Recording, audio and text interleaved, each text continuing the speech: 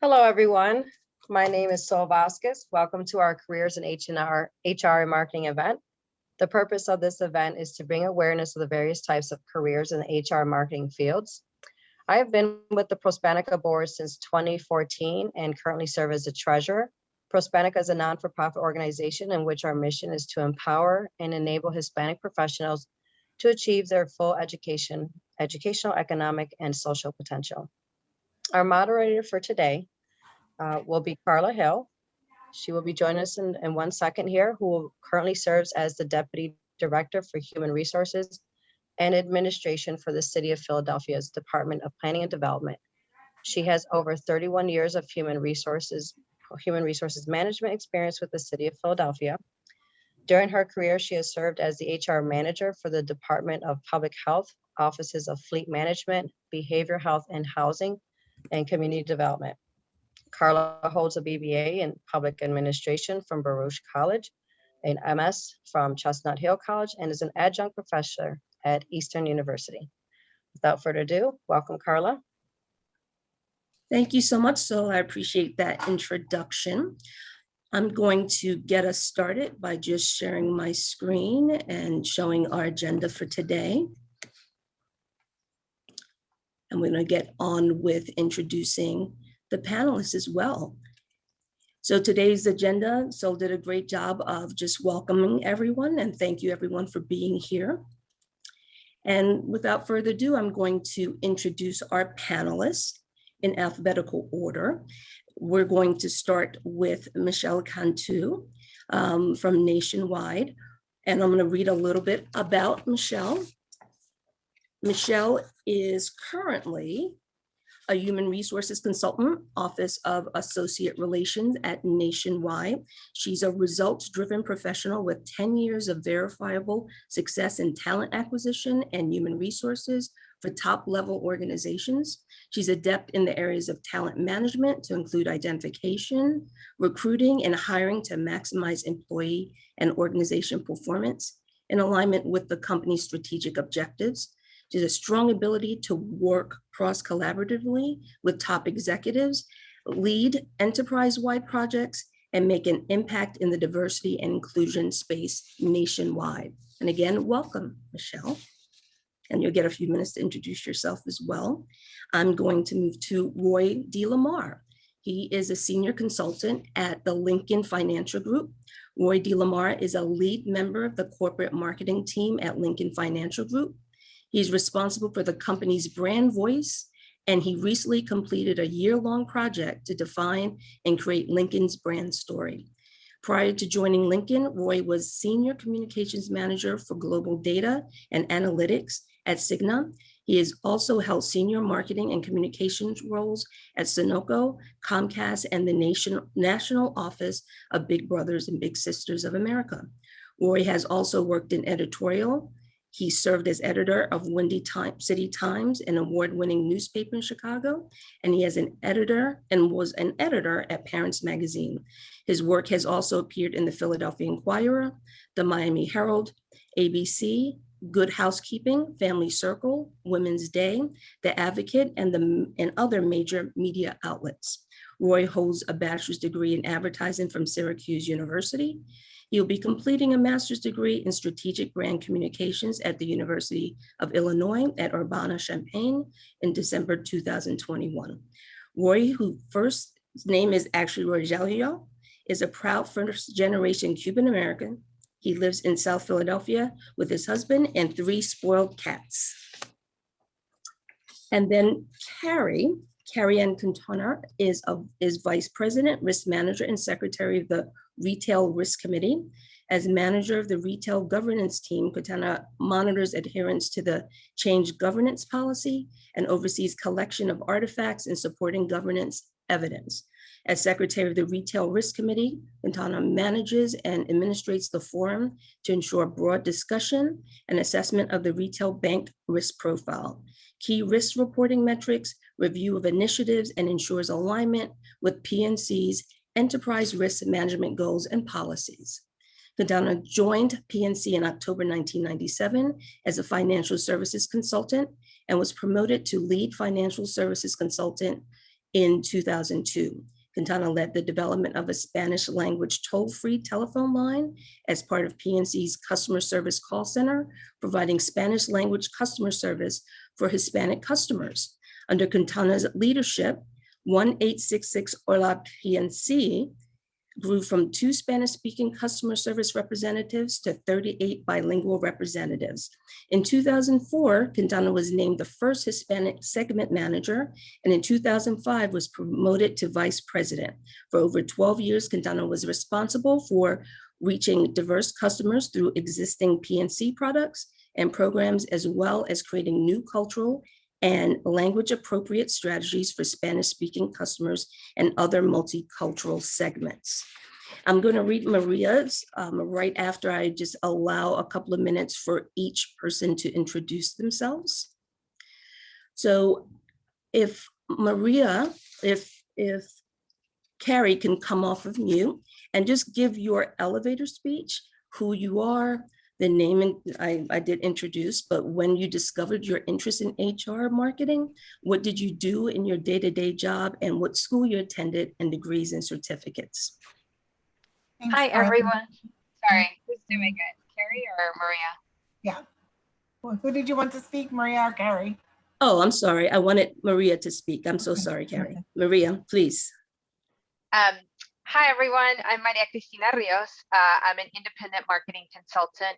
I spent almost 20 years in corporate. I was at Comcast last as director of retail marketing, and I was at Macy's before that for 15 years in different roles throughout the marketing organization, starting in creative and then crossing over to the marketing side.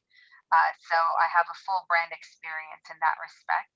I went to St. Mary's University of San Antonio, Texas, and I have a bachelor's degree working on my master's, and I have various different certificates from leadership positions, most notably from ACE, Mujeres de ACE. Thank you, Maria. And Carrie, can you come on next and just explain your, what we call elevator speech, just so people hear from you as well? Sure thing. So I'll start with what schools I attended. So I did attend the University of Pittsburgh for my bachelor's degree, and I studied Spanish languages and cultures and Latin American studies. My idea was really to become a Spanish teacher, work in linguistics. Really didn't think that banking was the thing for me. I really wanted to work more with people, but I ended up landing a great role within the call center at PNC, and really innovated and grew the Spanish department as well as the translation department here at the bank. So I took a leap into marketing kind of as a special project to translate a couple of brochures for the marketing department, and really was mentored and took off in that area. Really wasn't something that I had thought I would go into marketing. I don't have a degree in marketing, but I learned it all on the job. Worked with a lot of great partners, a lot of great vendors, a lot of great publications to develop marketing campaigns for not only the Hispanic market, but other multicultural and LGBT markets. Thank you very much, Carrie. Michelle, can you come off mute and answer the questions so people get to know a little bit from you as well? Absolutely. Thank you, Karla, for moderating. I appreciate it. So yes, my name is Michelle Cantu. I currently work for Nationwide as an HR consultant who specializes in what we call our Office of Associate Relations, or what a lot of people know as employee relations. I graduated from St. Edward's University in Austin, Texas, where I received my bachelor's degree. And so it's funny, when I was it Maria, you went to St. Mary's, so you know we're rivals, girl. But yes, so and really, so when did I discover sort of my interest, for HR? That did kind of start in college. Because my degree focus was writing. So I used to help my friends like with writing resumes and things like that. And so, I really discovered a need, to help others with that. And, helping with resume writing, led to like talent management and planning. And, so a lot of my career is in like talent acquisition, recruiting, And really moving to employee relations was the next, natural progression for me. And so for those of you who maybe not as familiar with employee relations, so what I do is I help, associates with, understanding our policies, assisting, leaders and associates with, coaching or performance development, maybe doing investigations related to conduct if an employee is not on their best behavior, those kinds of things. And really is all in an effort to, maintain associate engagement. So that's just a little bit about me. Thank you so much, Michelle. Last but not least, Roy, will you come out and talk a little bit about yourself as well? Yeah, absolutely. Hi, everyone. Again, my name is Roy DeLaMar. My first name is actually Rogelio. I don't get to use it very often, so it's nice to mention that. I am the Director of Brand Voice at Lincoln Financial Group. And what that simply means is that I try to ensure that Lincoln Financial sounds like Lincoln Financial in everything we do, whatever communications or marketing pieces or what have you. I'm not the word police. I don't tell people what to write or what not to write, but I help them kind of understand what the Lincoln brand is all about and how we convey that in the language that we use. When did I discover my interest in marketing? I have a degree in advertising from Syracuse University, and I got out of school and I got a job at a small ad agency and realized I didn't love advertising. So I did a little bit of a detour, did quite a few years in publications and in media. I was a magazine and newspaper editor. I've done a lot of freelance work. And then I sort of fell back into it when I moved to Philadelphia for a job at Big Brothers Big Sisters of America. And that's sort of how my career has progressed. I did internal communications for quite a while. Then this opportunity at Lincoln came along and I've been there. I think day after tomorrow is my 2-year anniversary with Lincoln. So it's been great. And again, I went to Syracuse and I am currently finishing up a master's degree at the University of Illinois in strategic brand communications. So if all works out, I'll be graduating in December.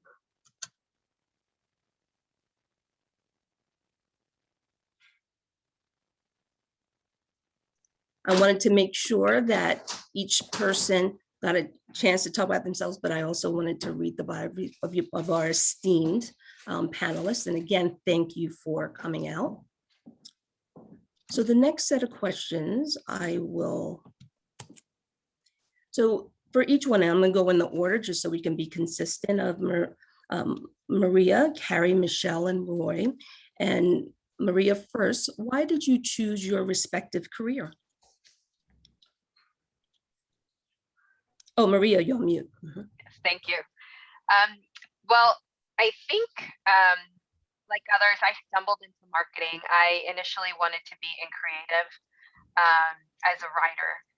So copywriting for a department store was the paying job that I could have to keep my parents happy. And then I decided that I would do other things on the side, write my novel, prose, poetry, what have you. But I also, you can't do a job without obviously your brain being in it and being passionate. And for me, it was doing bilingual copywriting.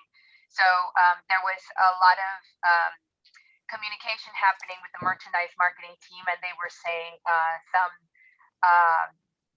comments about the Hispanic consumer for that department store, and it was in the way that they were phrasing it that made me question, why they were saying things like that.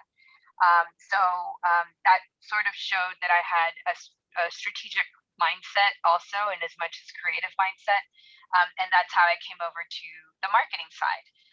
And that's where I got to flex my analytical muscle a little bit more, learn more about research. And I also dabbled in media. So I've had positions from, creative copywriting all the way, through trafficking advertising to media management, all the way into strategy and customer strategy, which is, which I'm very grateful for. And it gives you an idea of how much work goes into putting a message that you see either on TV or on radio. It's amazing. Thank you so much, Maria. Carrie, why did you choose your respective career?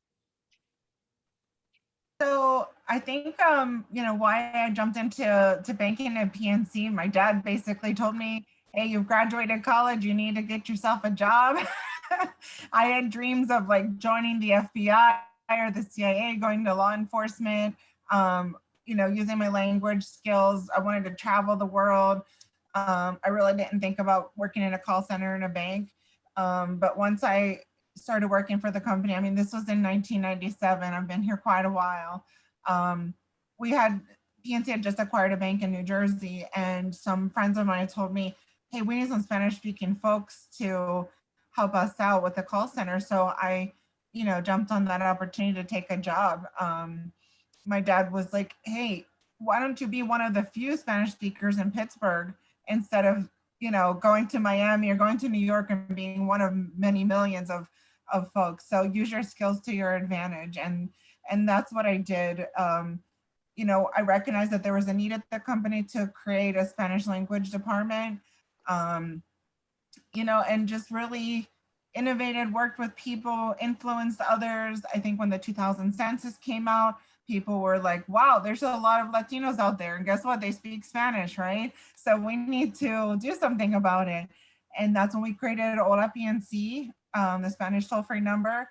And like I said in my intro, I have a certificate in translation as well. I got asked to work on a special project in marketing just to translate some brochures, some ads for folks, and really, dove into that wholeheartedly and was asked to stay on in marketing.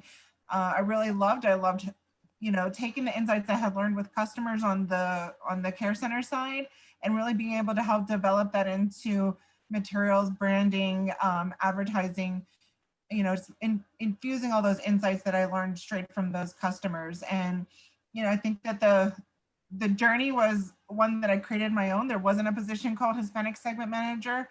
It was something that was created specifically for my skill set and specifically for the needs of the bank. So it was a tremendous opportunity to keep moving up through the organization, through innovation, through mentorship, influencing the right people. And it's something that I felt very, very passionate about, helping lead not only the Hispanic team, but eventually the multicultural marketing team. Thank you, Carrie. Michelle, why did you choose your respective career? Yeah, so that's a great question. So I think really what I saw was a need for continued representation in my particular path. So much of my background had been in recruiting and talent management. And so, I loved being on campuses, right? Networking with students and like cultivating that next generation of talent. I loved working with professionals and helping them decide like, what's your next career move going to be? So all of the work that I had done was sort of like, like if I was taking care of a plant, right? Like I'm planting all these seeds and I know that someone else is going to kind of reap that harvest, that they're going to continue to grow and cultivate. But what happens is that, so you have years of just of doing this. And so then I found myself wondering, okay, so it's important to have representation on the front end, right? Because you have people that have unconscious biases in the interview rooms. You need minorities in those spots to be able to help check those biases, help leaders make the right talent planning decisions. But then as I started to think, okay, so I've been in talent planning, for quite a few times. I mean, I was already going on a decade of being in just like recruiting and talent management. And I thought, what happens after I get them in the door? Doesn't that need for representation have to continue? Who is that advocate that's going to help? Because, I hate to say it, but those biases, those unconscious biases, they're not just in the interview room, right? They linger and exist in all the spaces that we work. So when this role, and I saw it posted and it was an employee relations role, and I was just doing some more research on employee relations. I'm like, this is the role. This is the person who cultivates the seeds and helps develop that associate, helps them through, difficult times, or understanding policies or performance management, or, helping leaders understand, any biases as they're delivering, maybe coaching and feedback.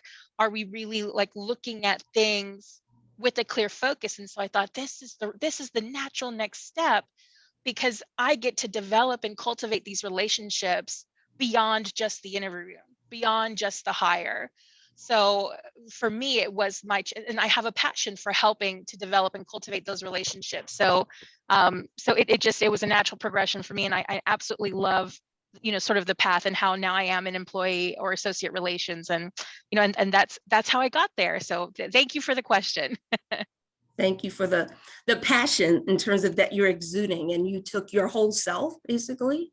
And, a lot of times people think they have to park who they are, but it seems Exactly. very clear that you integrated who you are into the position and it's evolved along the way. So thank you for sharing that.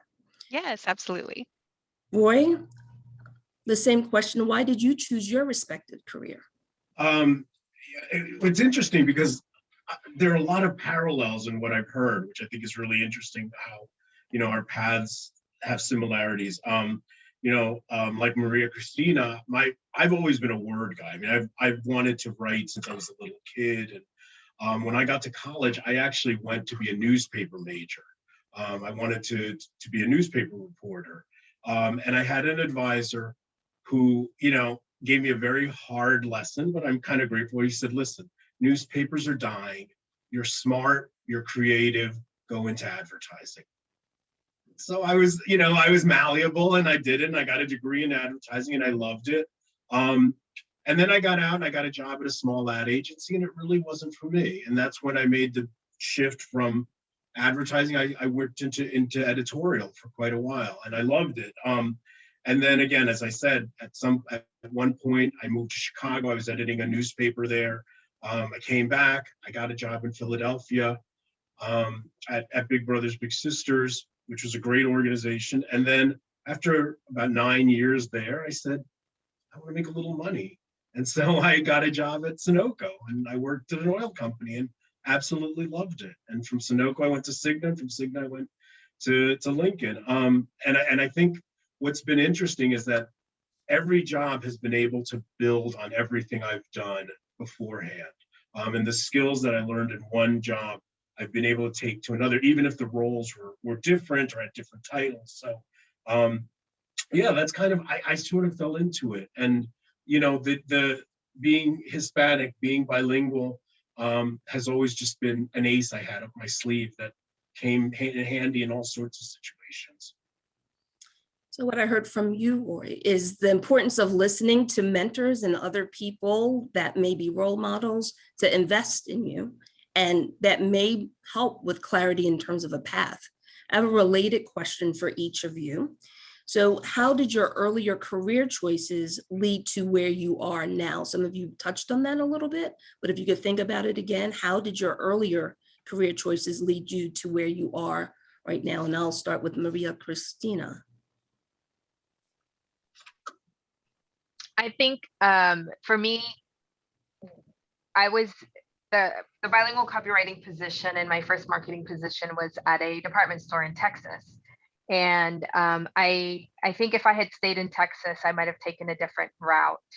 When Macy's bought out Foley's, which was a May company store, we were given the opportunity to apply, and all of the positions that pertain to my role in marketing were moving to the Atlanta division. And it was a tough choice. It was a whole new market. Sure, I had gone away to college to San Antonio, but that's 3 hours away from Houston. Sorry, I'm from Houston originally. And to make the choice to go to Atlanta meant that I had to adjust to a different culture, not just from the company, but the city itself. And it's a beautiful city. I really enjoyed my time there. And then I learned more about the culture at Macy's, and basically they changed things pretty much around every 2 to 3 years. And I think it's probably the same across most companies, where they take stock of where are we, where's our bottom line, and where can we make cuts, where can so on and so forth. So the division was going to go away in Atlanta, and that's how I ended up in New York City at Macy's. So that's where I feel I truly felt like a marketer, was when I went to the headquarters. That's where I felt that I was touching a lot of work. It was obviously, it had gone from regional to national scale. And that's where I truly started to understand the importance of the role in the entire organization, but my role as well in it and what I brought, the value that I brought to it. So I would say it was stepping out of my comfort zone and deciding to leave home, which is Texas, and coming east, and now here I am. I'm in Philadelphia, and I moved for another company. So having taken the leap before facilitated that for me. But I also learned different marketing organizations, which is really important in how you get work done. Not everybody works the same. Not every agency is the same. So it's really interesting. I mean, you have your regular pillars of marketing, but sometimes they're organized differently. And I think that's also been a great lesson. Thank you, Maria Cristina. You know, one of the things when people hear marketing, a lot of time they just think sales, right? So I really value, and nothing against sales, because most people would not have jobs. An important part, yes. For sales. And if people don't realize they're in sales, when you're interacting with your spouse, your children, your significant other, you're in sales. Yeah, So, sales. but I really love the clarity that the panel's bringing in terms of, as Maria Cristina put it, in terms of pillars, right? There's different content and specializations, and that's really the goal of the panel, because people don't know what they don't know. So thank you for sharing. Sure. So this question, how did your earlier career choices lead you to where you are now, Carrie? Thank you, Maria. So I think I touched on it a little bit earlier. I've kind of had one career, like many careers through this one organization, really starting from the call center to working in translations and Hispanic marketing and multicultural marketing. I absolutely loved what I did. I was super passionate about it. I loved it. You know, had opportunity to travel, to do creative development, work with the agencies. And I was traveling about 40% of the time, and had come to the part of my life where I had a young daughter. So I had a baby when I was 39, and it changed my life. You know, I couldn't no longer just be traveling 40% of the time with a young child. And I made the decision to actually move out of marketing. And it was very, I will say, like very much like a divorce. It was very heart-wrenching to leave something that I have created from scratch. So I created it, you know, from the call center to Spanish service, and helped build that foundation and translations, and then, you know, blossomed into multicultural and LGBT marketing. And, you know, I absolutely loved what I did. And I was, you know, blessed with great mentors along the way, and, you know, really innovated throughout the company to find a role that I thought was right for me. You know, I landed in the risk department, and I thought, I don't know anything about risk either. Like, I just came out of marketing and I didn't know anything about marketing, and now I'm going into risk governance. There's a lot of transferable skills. I mean, I still think I'm bringing with me everything I learned about the customer and what the customer needed, and bringing that experience from my 7 years in the call center to the absolute depth and breadth of what multicultural and translation touches in an enterprise as big as PNC.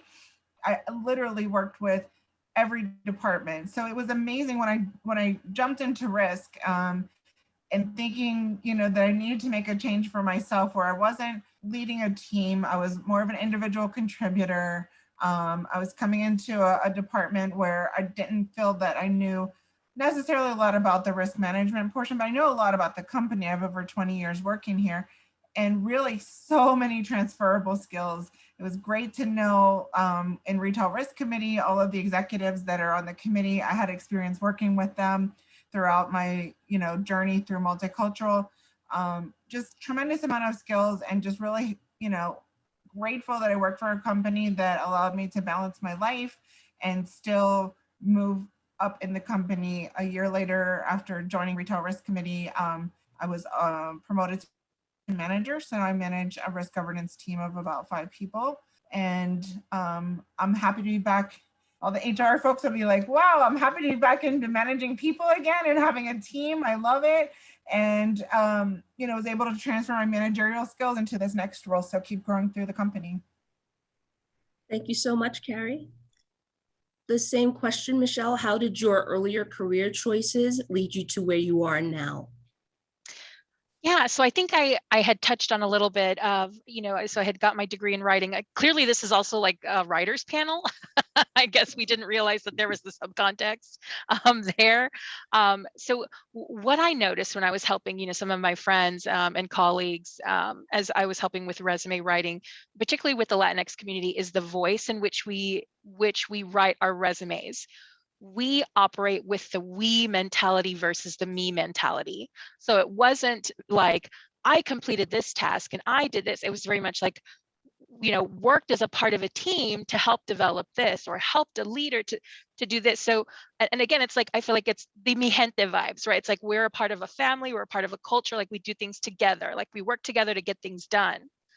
But when you are competing against 200 other people for the same job, I don't want modesty, right? Hiring leaders want to know, I did this and I did that, and this is this is how I stood above the rest.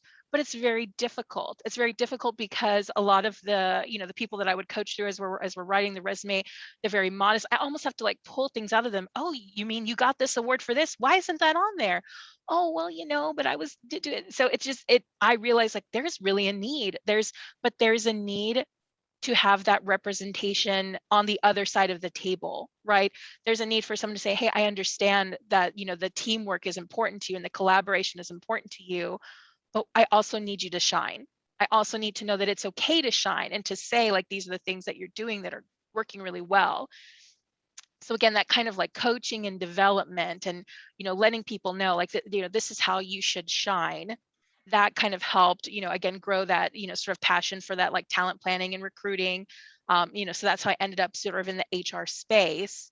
But one thing I will say is that, so I was giving a lot of this advice early on in my career that I was taking myself because I thought this is the way to go, right? And this was terrible advice that I was giving people. I was like, you need to say yes to everything, because we don't have a seat at the table, right?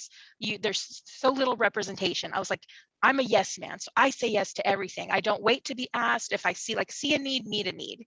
Right? That is good advice, but saying yes to everything was terrible advice, because what happens? You say yes to everything. You've got all these projects and you're juggling all these plates, and then you only do it all of those things slightly well instead of being strategic and saying yes to things that you are passionate about, that you can still get your day-to-day work done and still shine in these other areas. So what I've learned with some of my earlier career choices is, yes, it's okay to shine. And yes, you want to say yes to all these things because you want to put your name out there. But it's important. And now that I've been in my career for a while, now I know how important it is to be strategic, to pick and choose those moments where you shine. Because at the end of the day, if you're not doing your job well, no one's ever going to speak for you. No one's ever going to wear your t-shirt, right? Who's walking around the office wearing your shirt? Karla, that's what I want to know. Because those are the sponsors, those are the people that are going to help your career progress. So it's just, some of the mistakes I made early on, and that's one thing that any of the attendees on this panel, that's what happens early on in your career. You make mistakes, you learn and you grow. But it's important, I think, what Carrie mentioned, having those mentors, having those sponsors to kind of help you develop and progress. And so, so as I've thought about how my career has led me to where I am now, it's well, I do need to pay it forward. I want to continue to develop and cultivate those relationships. Yeah, it's great to get people in the door, but then what do you do when they're here? You've got someone who's passionate and hungry and they want to develop and strive and they want to climb the ladder, but they don't have anyone that looks like them in seats of, in higher seats of, position in the company, or they don't have someone who has that minority mindset to say this, yes, do these things, but here is this diversity lens that maybe you're not considering, and here's some extra information to help you continue to progress in your career. So that's how it's the evolution, right? Over time, because we can't all sit back and say it's been flawless. It hasn't. Let's keep it real. So that's just how it's happened for me. Thank you, Michelle. Michelle is in the right profession. You pour it in. It's very clear that anybody that's coming to see you, you're giving you. You're going to pour in yourself. And whether you're in marketing, HR, accounting, the thing is that she's designed to be where she is. So I see that very clearly. So thank you so Thank you. much for sharing. Roy, how Yeah, did no. your earlier career choices lead you to where you are now? Again, a lot of, going last, I have the advantage, I get to hear everybody else's answers. So if I like any of the other answers, I just say, oh, me too. And it's great. So, but I have heard a lot that's very familiar and really resonates. But when I think back to like my early career, really at the beginning, I'm an immigrant's kid. My dad was a longshoreman. My mother was a housewife who didn't speak English. The world of resumes and college and salaries was very foreign. My people didn't know any of that. My parents were about job applications and hourly wage, and they understood that, and they were fine. And I remember once when I was right out of school and I was going through the interview process, and the resumes and my mother just looked at me and she said, they really torture you in this country to give you a job, don't they? And I thought that was really quite an insight. But another thing that my mom said to me that I really took to heart was she said, no matter what they're looking for, you tell them you know how to do it and then figure it out once you're in there. Now, she's not saying don't talk yourself into a job as a pilot or a brain surgeon, but if you're in the general realm of what you know, trust that the skills you have are enough that you'll be able to shape them into what the role needs. And that's really been very much my MO throughout my career. I mean, unlike Carrie, our paths have been very similar in that I've had a lot of different roles, but unlike you, I packed up and went to another company. I went to another city. And I think part of that was, really looking at what I had, what I could offer, what was transferable, and what I could shape. And again, I credit that back to my mother just saying, tell them you can do it. You'll figure it out. And more often than not, I have to say she was right. More often than not, it was very rare that I didn't figure something out. So that's kind of what that question brought up to me. And then hearing what my fellow panelists said, it just really, that was the shape it took for me. Thank you, Roy. I'm going to shake things up a little bit. One of the panelists recommended, Roy needs to be asked the next question. So you're going to start on the next question.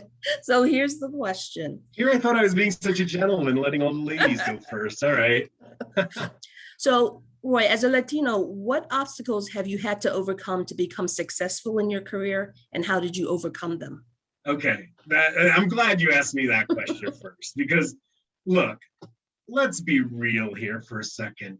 You look at this face and you hear this voice and you don't think Latino anything. So in a lot of ways, I've sort of been a stealth Latino in that I was at the table and I was listening and I was hearing and I brought perspectives that weren't there.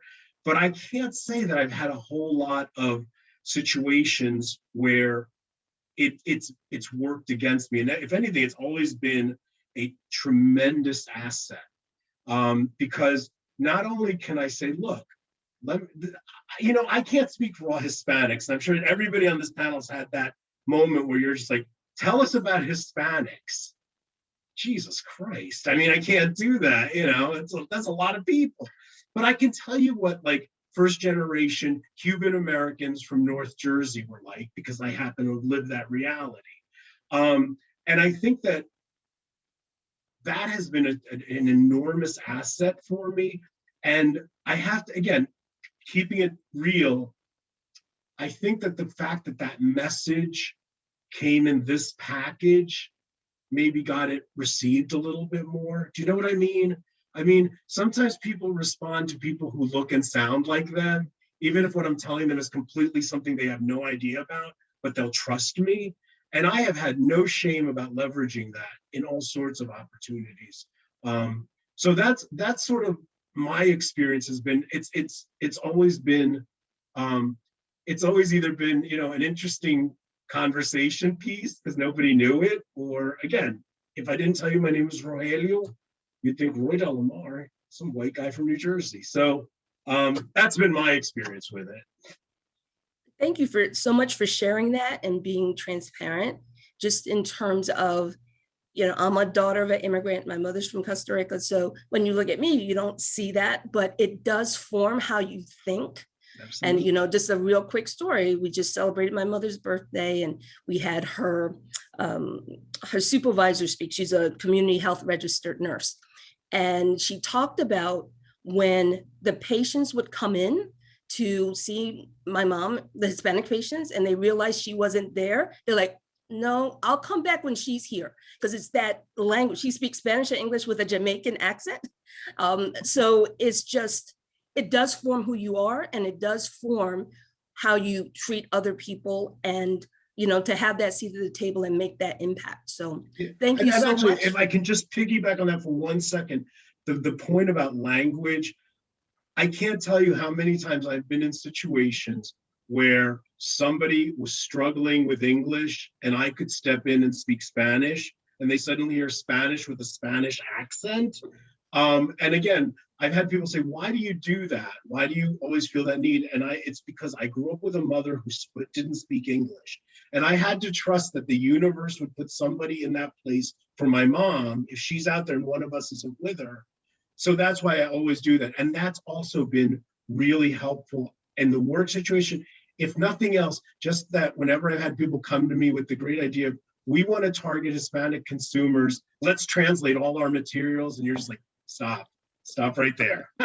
So you just got triggered that in me. So thank you for sharing that. Thank you for starting that off. So Maria Cristina, I'm going to ask you the next questions, the same question. So as a Latino, what obstacles have you had to overcome to become successful in your career, and how did you overcome them?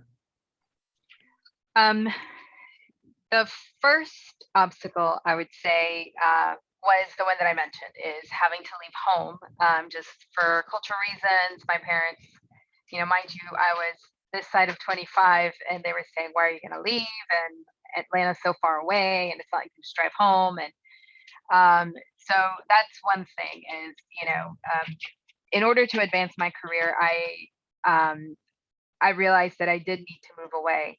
And it has helped in so many ways, obviously. The second thing is going to a city like New York City is finding my voice. There's a lot of people there, and one of the things that I found about New York City, as beautiful as it is, enriching in culture, there's also some, you know, there's a big backstory there in the treatment of Latinos there in the past, and that's kind of pervasive. But then you also have this new hope that's there, right?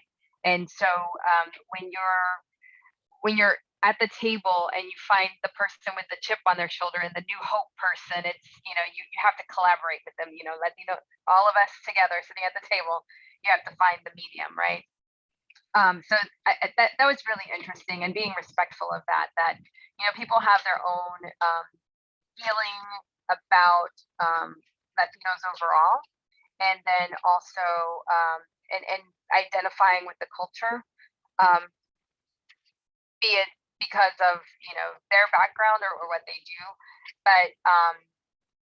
but the other piece is how we are seen from the outside. So, you know, to the executive that is not from our culture is, you know, just these three Latinos at the table, whereas we, the three of us sitting there, are able to see the differences, right?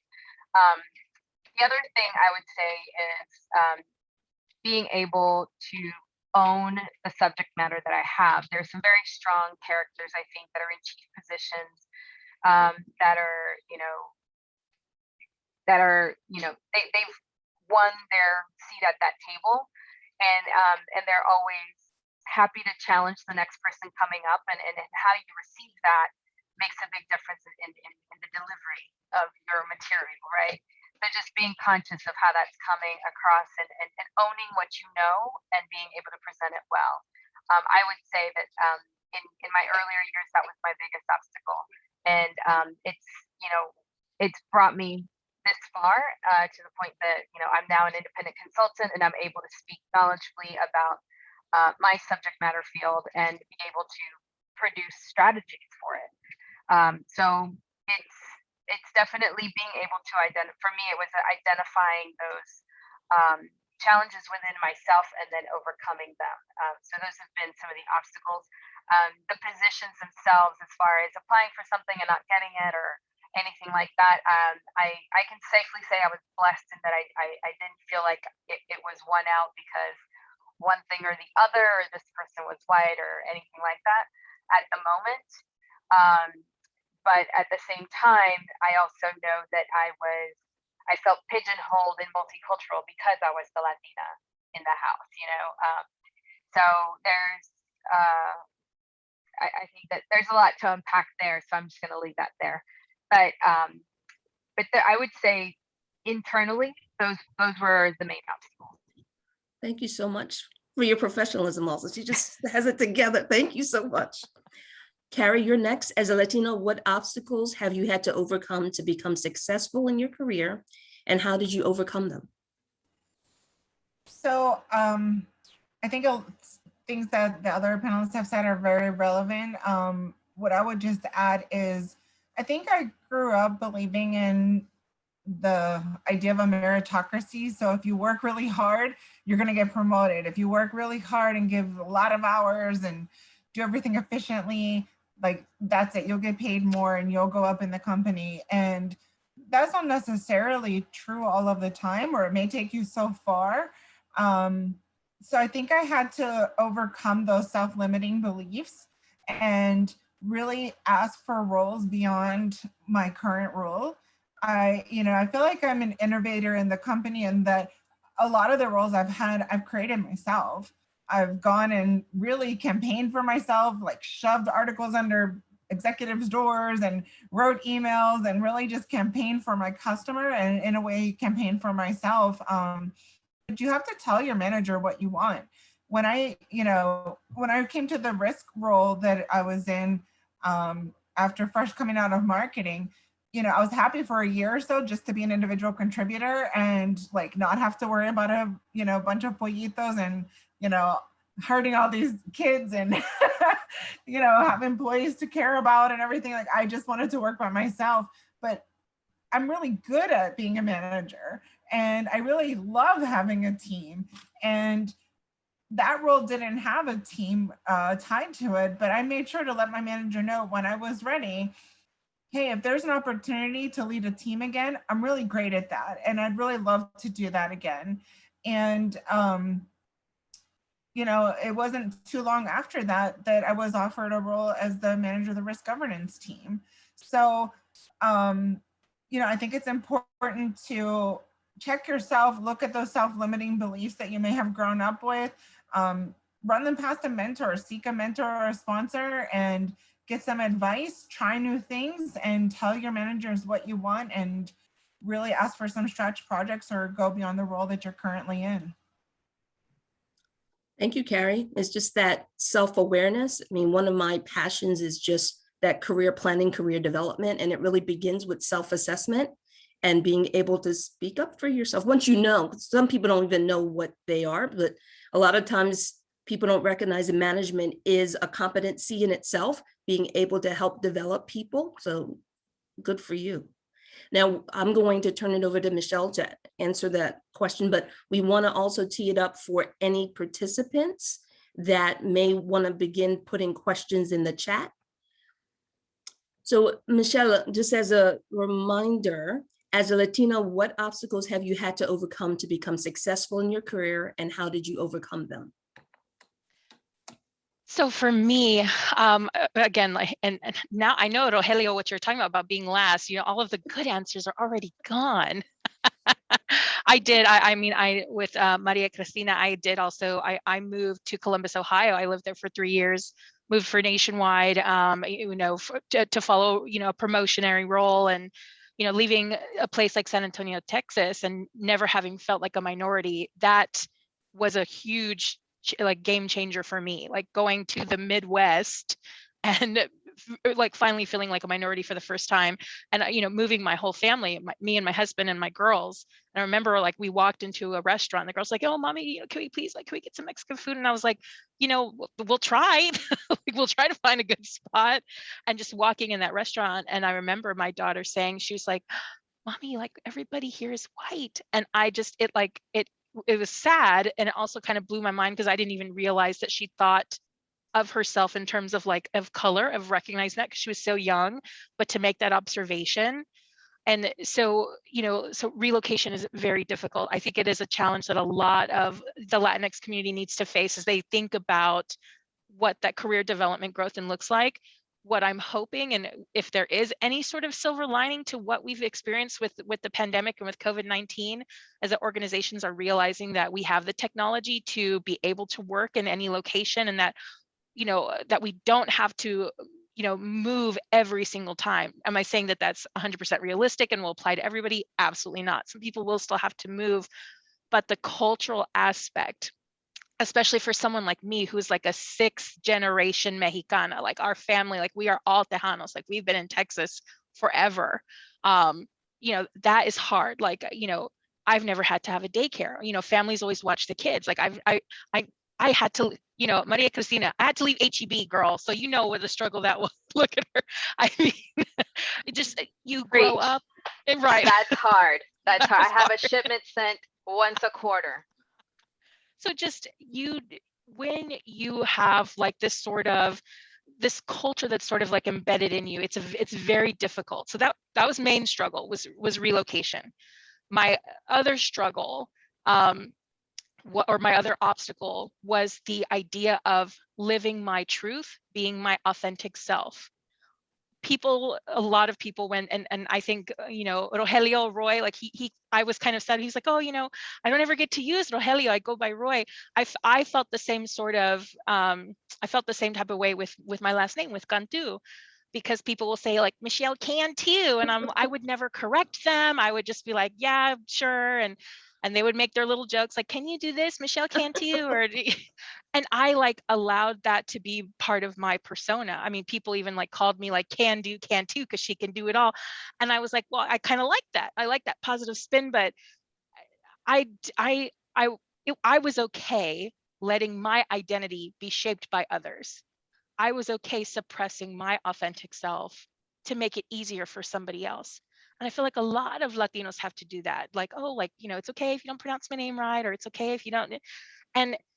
And that fear of being your authentic self, that fear is real because it's grounded in the fact that we have had to minimize who we are to play the game, right? To climb the ladder, to have a seat at the table, flying under the radar. I think someone said being a stealth Latino, like that has been the name of the game for so long. So it's not like those fears aren't rational, right? But now finally, I'm like saying Hail Mary. Finally, organizations are realizing the importance of promoting and accepting and celebrating your authenticity at work.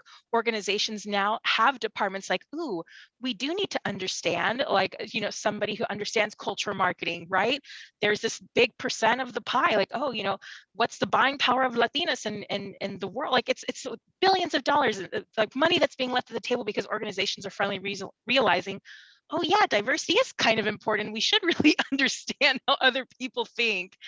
And so that authenticity piece was always a struggle for me, but now I'm not afraid to be who I am and to wear what I want to wear and listen to the music that I want to listen to, or like share what's going on, like, culturally or with my family. Like I live my truth at work, and it's only ever served me well. It's only ever added, to the experience, the positive experience that I've had at work. And it just builds my engagement every day, and it builds the engagement of those around me, because you can't, and if you think about it, and I used to tell my friends this at work, I'm like, I see you guys more than I see like my husband and kids. So I need I need to be engaged, and I need to feel like this is a family. And you can't give your best self, your best work effort if you're minimizing who you are. You have to live your truth. So it's a struggle that I've had, and it's I know that I've heard from a lot of Latinos who have said the same, like they're afraid to be themselves. But there's now the time is coming where that's being celebrated. And so that fear, it's rational, It's still there, but it's going away. So I'm glad to kind of see that change. That's awesome. Thank you so much, Michelle. So I don't see, Jessica, do you see any of the questions in the chat from our participants? Because I wanted to make sure I left some time. I see one. Okay, let's see, which one is that?